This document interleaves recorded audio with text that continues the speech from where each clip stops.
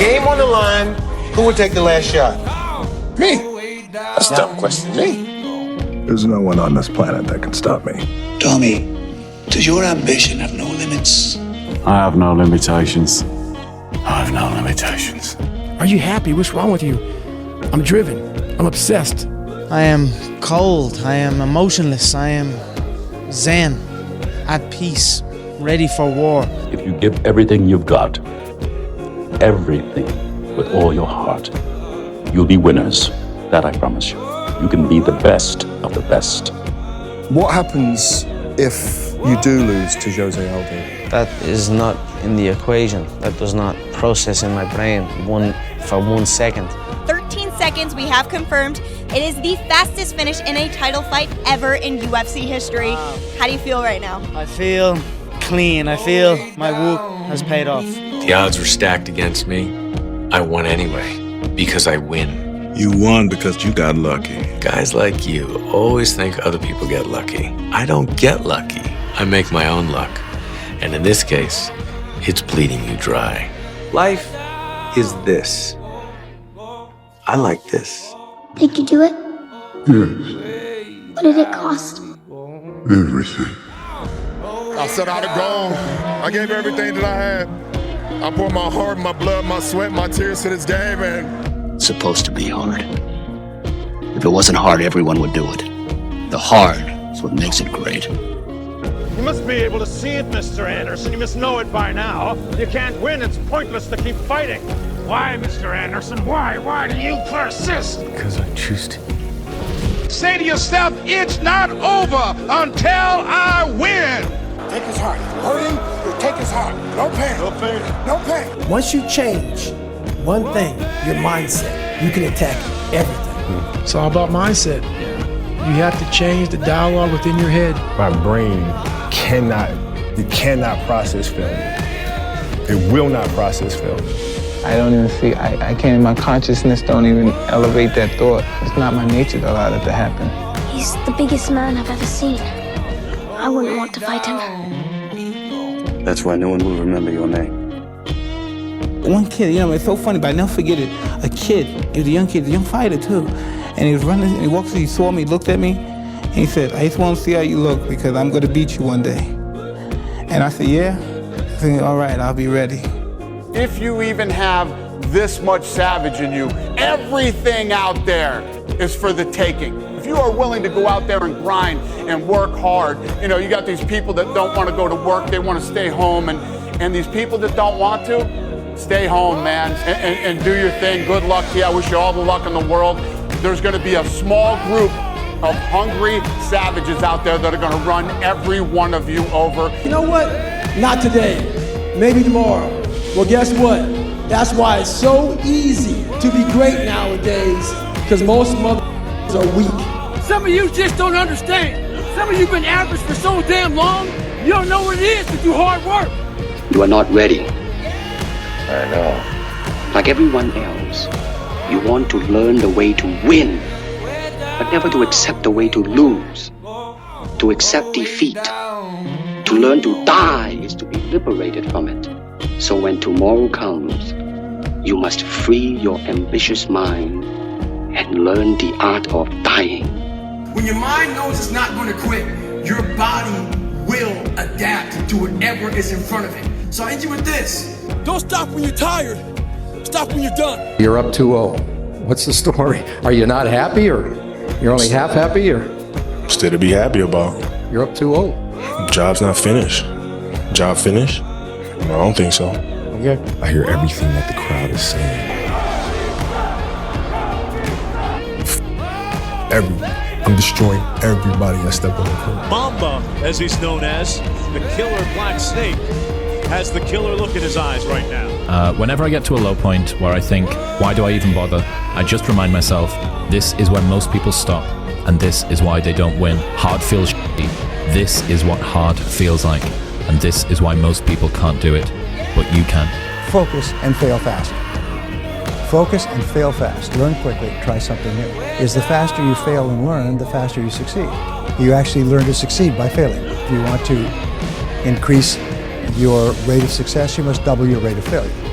because success lies on the far side of failure. Harry, these scars we have make us who we are. We're not meant to go back and fix them. And there's nothing broken with you that needs to be fixed. Take it from an old guy who's made a lot of mistakes. Don't live your past. Live your life.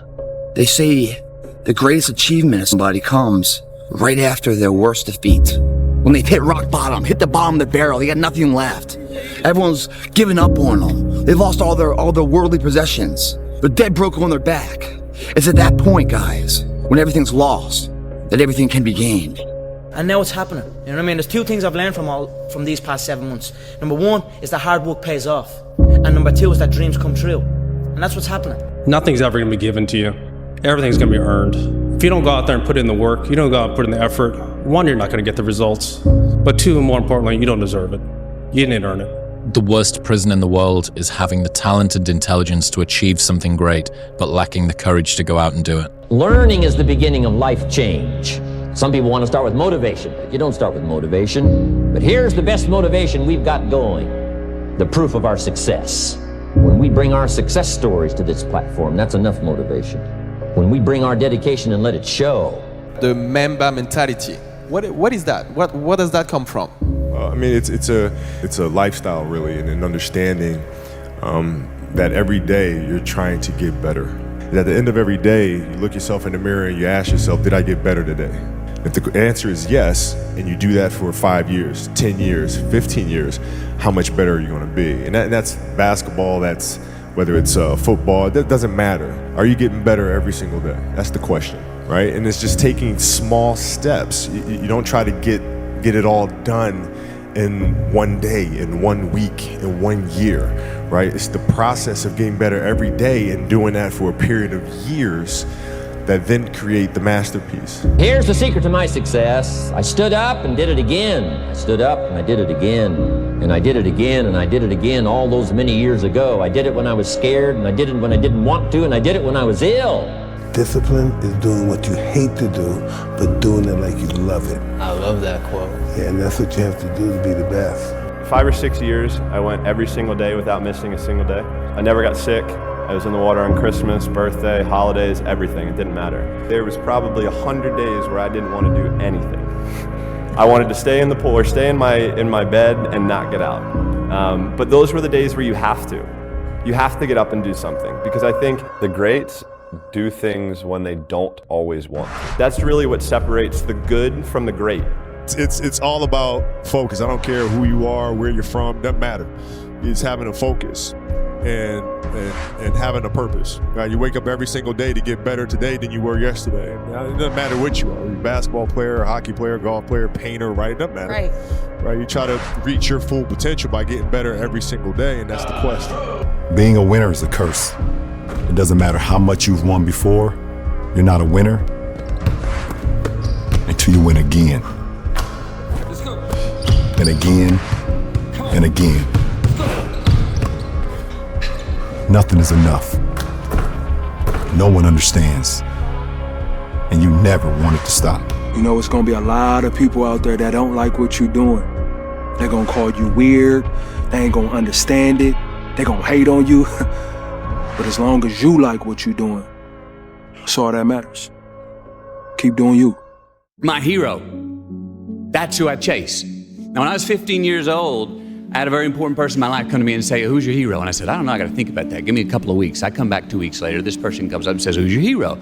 I said, I thought about it. You know who it is? I said, it's me in 10 years. So I turned 25 10 years later. That same person comes to me and goes, so are you a hero? And I was like, not even close. No. She said, why? I said, because my hero is me at 35. So you see, every day, every week, every month, and every year of my life, my hero is always 10 years away. I'm never going to be my hero. I'm not going to attain that. I know I'm not. And that's just fine with me, because that keeps me with somebody to keep on chasing. There's definitely something about the pursuit of goals being more important than the achievement of them as well. That Ryan Long told me this story where he says, there's 3 men on a ladder, one at the bottom, one in the middle, and one at the top. Which one is best to be? He said the one that's still climbing. I take inspiration from hard workers, people who chase a dream, and people who pay no attention to what other people are saying. People who set out to do something that has not been done before, regardless of what people say. That inspires me. People who put their head down and work towards a dream with true self-belief in their abilities, I am inspired by that. But then you get someone who has all the things, and that's how you get a Michael Jordan. You get someone who has physical talent, genetic gifts, the mind for it, discipline, consistent work ethic, and then you get greatness. But also mental illness. You need to be like Michael Jordan, with all due respect, is considered, absolutely one of the greatest, if not the greatest basketball player of all time, but is kind of mentally ill. He's obsessed with winning to the point where he's an asshole. Like, he'll tell you, you just don't want to win enough. And he's right. He's right. But I've met people like that before. They have to win at everything. They have to win at playing. They have to win. They're just winners. They're obsessed with that goal of winning. I went from a very average thinking person, just average 19-year-old, to get in. I don't like reading, so I literally got on all these TED Talks and on YouTube, and I just started YouTubing videos about self-belief and what does it mean to be confident, and what does it mean to be a winner? How do you become a winner? And I would watch hours and hours of Tony Robbins and Les Brown and TED Talks, and I taught myself how to believe in myself and how to think that I was greater than just this kid that was a dropout, never really had great grades, never really was the starter, never was the captain of a team. I was always kind of this average person, and overnight I taught myself that I could be great and change myself. One time my mom said, you need to get a job. I said, I already have a job. I'm just not getting paid yet. And I'm working on my dream. That's my job. If I'm gonna pay attention to my nightmare, I should be able to work on my dream. Well, one of them is gonna take my energy. I would rather give my energy to my dream than my nightmare. My father could have been a great comedian, but he didn't believe that was possible for him. And so he made a conservative choice. Instead, he got a safe job as an accountant. And when I was 12 years old, he was let go from that safe job. And our family had to do whatever we could to survive. I learned many great lessons from my father, not the least of which was that you can fail at what you don't want. So you might as well take a chance on doing what you love. I think a lot of people that are hyper ambitious come from a environment. And what is that connection? I think it's probably wanting something better than you're experiencing and knowing that it's possible, that it's out there, and knowing the pain of living in the ghetto or the pain of being on food stamps, the pain of poverty. That's a scary thought for a child. Yeah, that's motivating. Yeah, it puts a kind of fire in you. Self-talk and visualization are the two keys to my success. I believed for that last 19 miles, I was indestructible.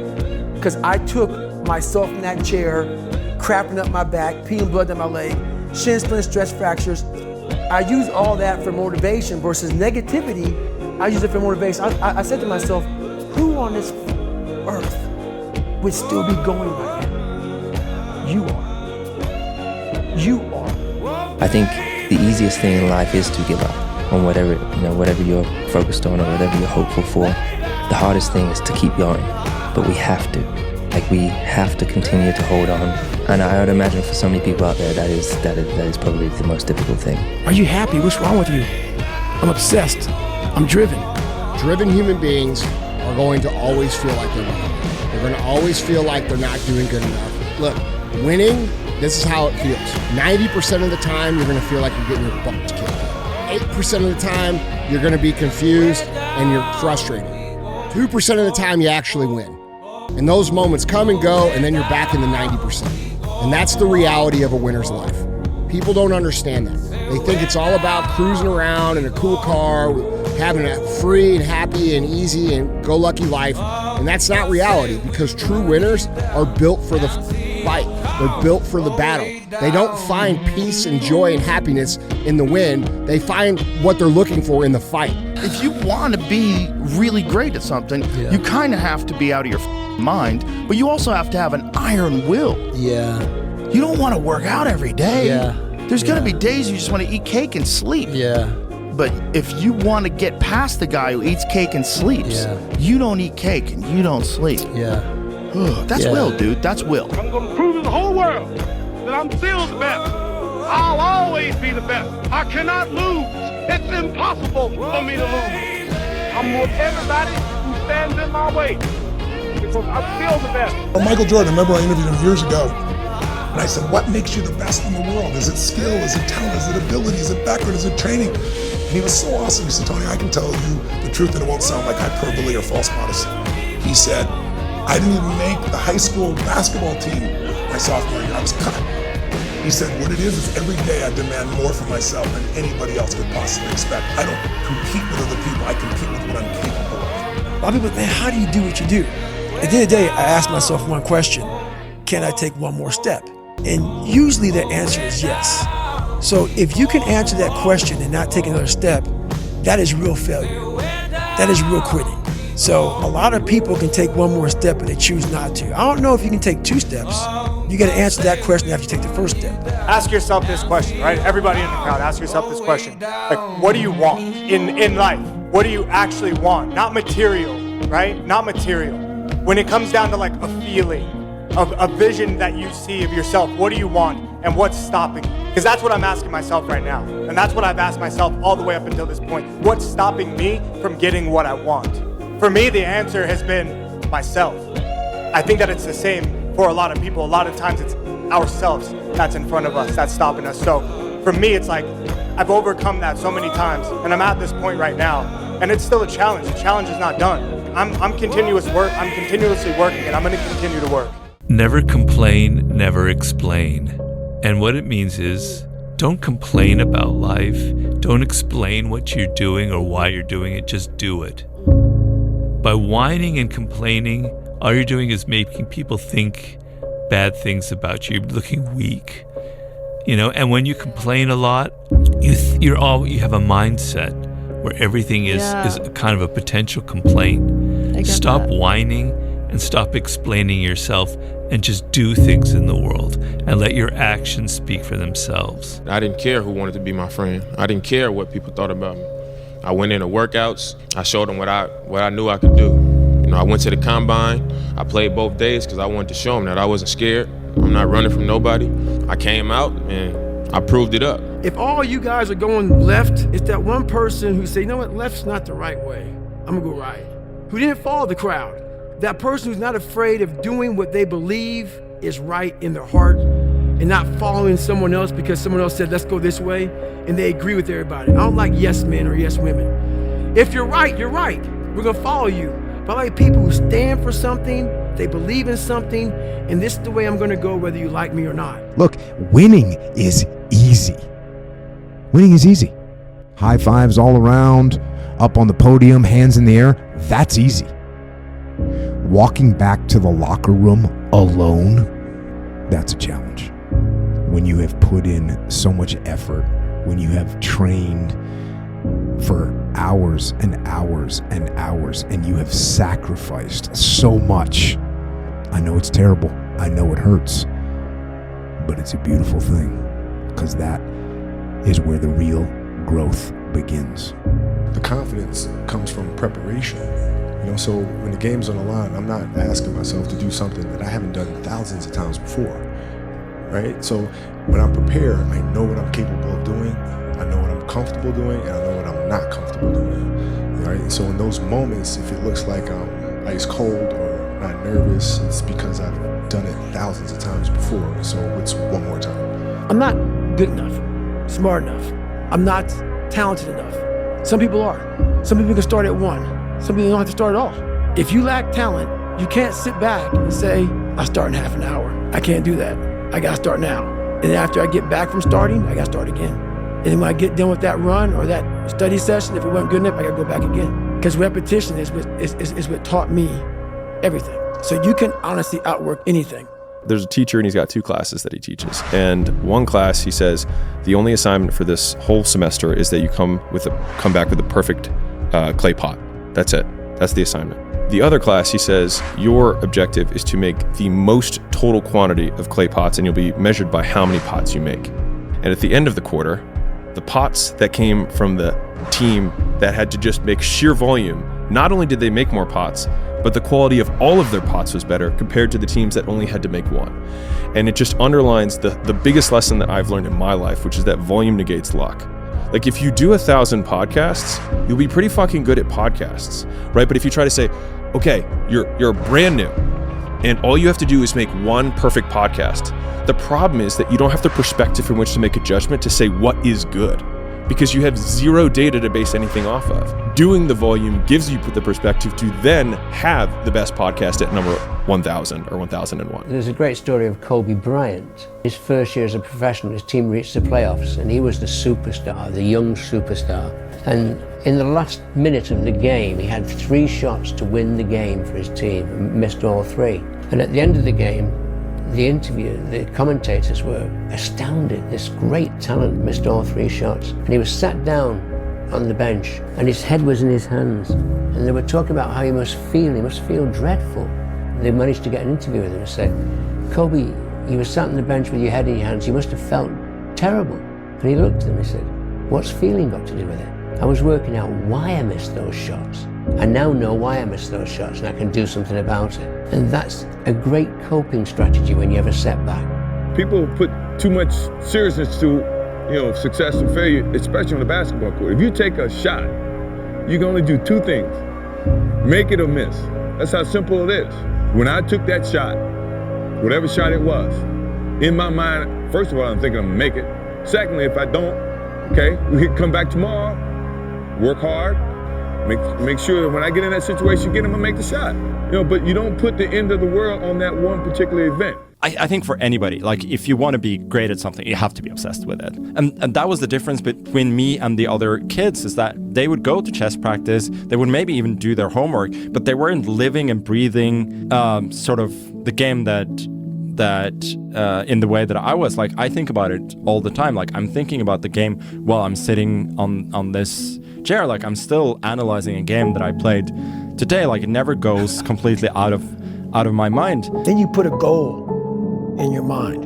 How are you gonna feel, man, when you accomplish this goal coming from that coming from the hell you came from? A lot of people start from a good starting point. They have a good foundation. What if you can surpass all of these What if everybody who was way up here started up here, and you started with no legs. You had to grow legs to even start walking, and then crawling, and then running, and then you start passing people with all this given to them. I had to use all this negative I had to use this as the power that now fueled me. I had to flip it on its head and say, hold up, this might be exactly what I need.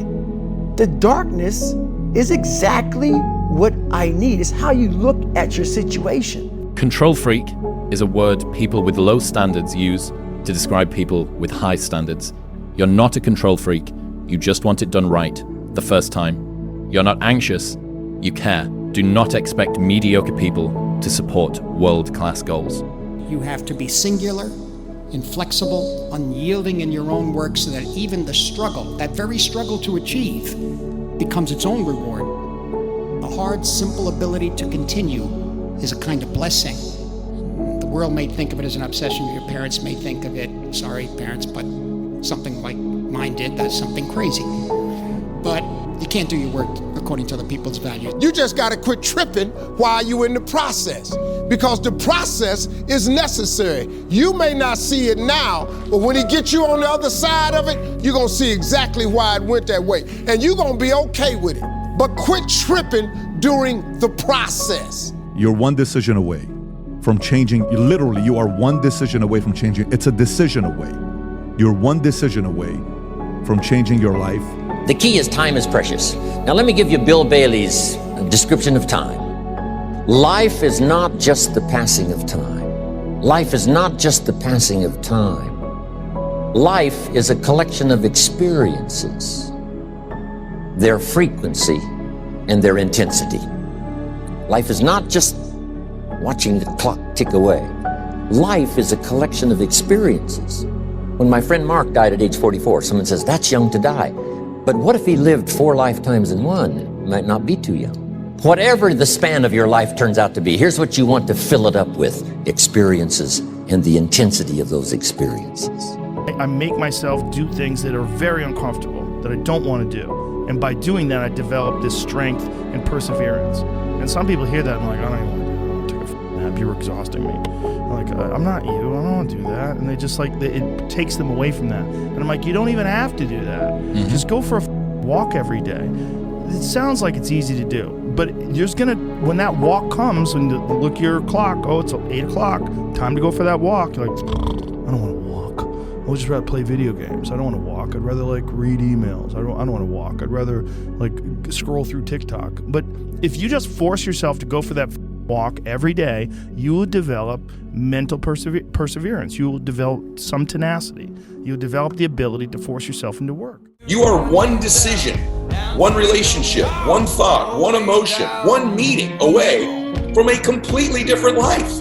And unless you believe, first off, I'm right about that. It's true. But unless you believe that, and then you program your reticular activating system in your brain to find those things, you will never have them happen to you.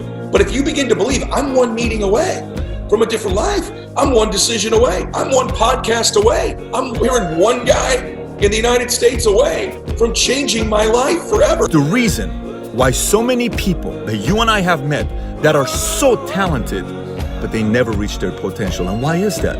I'll explain to you why that is. Listen, in life, I've lost many, many times. Let me tell you, many times. I've had girlfriends break up with me. I've had companies tell me they don't want to do business with me. I've had salespeople that have quit on me.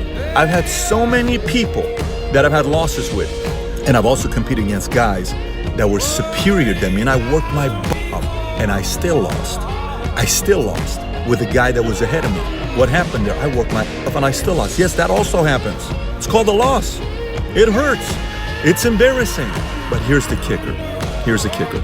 In that moment, you will have a temptation. It's the biggest temptation in life. It's the most dangerous temptation in life. It's the most powerful temptation in life. Let me tell you what it is. In that moment, you will have the choice of either blaming something on the outside or taking full responsibility. You're gonna lose your mother. You're gonna lose your father. You're gonna lose animals and humans that you love. It's going to happen. You're gonna lose money, and at the same time, people are also gonna hurt you even though you don't even know what you did wrong. Things like this are going to happen in this lifetime. To wait for better times to come where the world will be completely in peace and you can walk peacefully over the street, never having the fear that somebody's gonna come and do something to you. It's not gonna happen because the world is just the way as it is. But knowing this, preparing yourself, learning the right ways or useful ways that are developing yourself physically and mentally to be able to walk through this lifetime. That's possible. That is something that is available to us. It's just you need to get rid of those fantasies that better times are going to come. If we don't create the better times, nothing's gonna happen. The only insults that hurt are the ones we believe.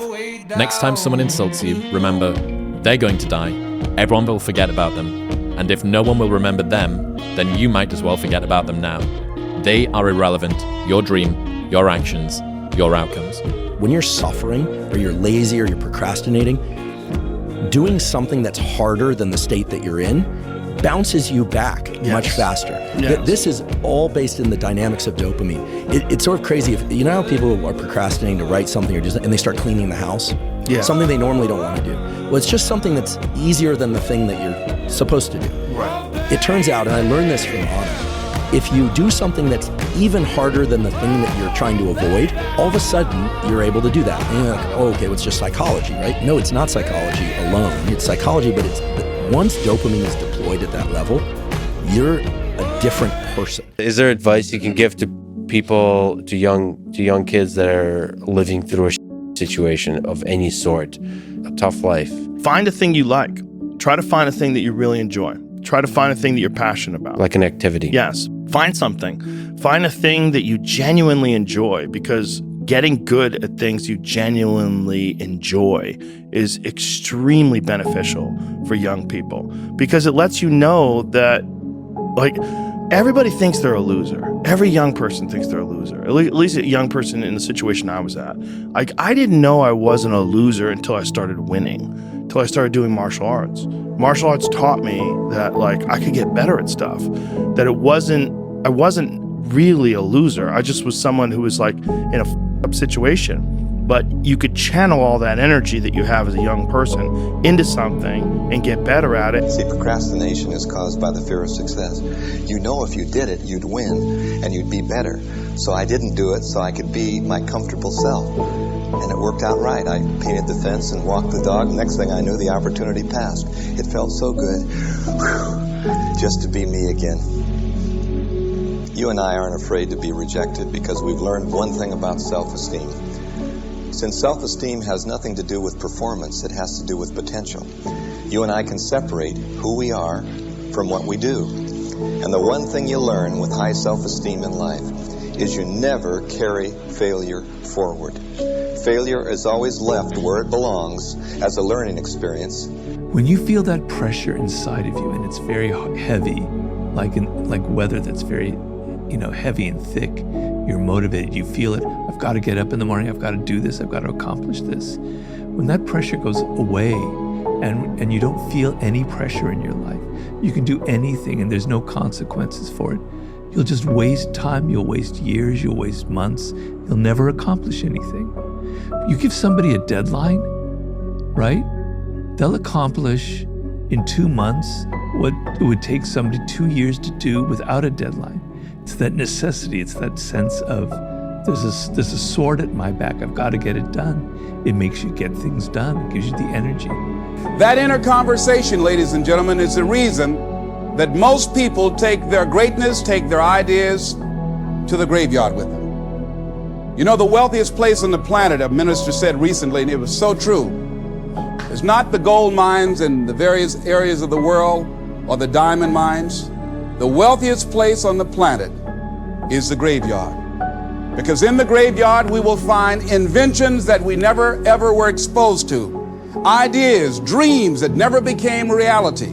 Hopes and aspirations that were never acted upon. Because most people allow that inner conversation, for whatever reason, to keep them from ever pursuing their goals. So let us begin to look at what's required in order to make this our decade. Why is it that most people don't ever reach their goals or live up to their true potential? One is fear. And there are only two kinds of fears that we're born with. The fear of falling and the fear of a loud sound. All other fears we learn, like the fear of failure.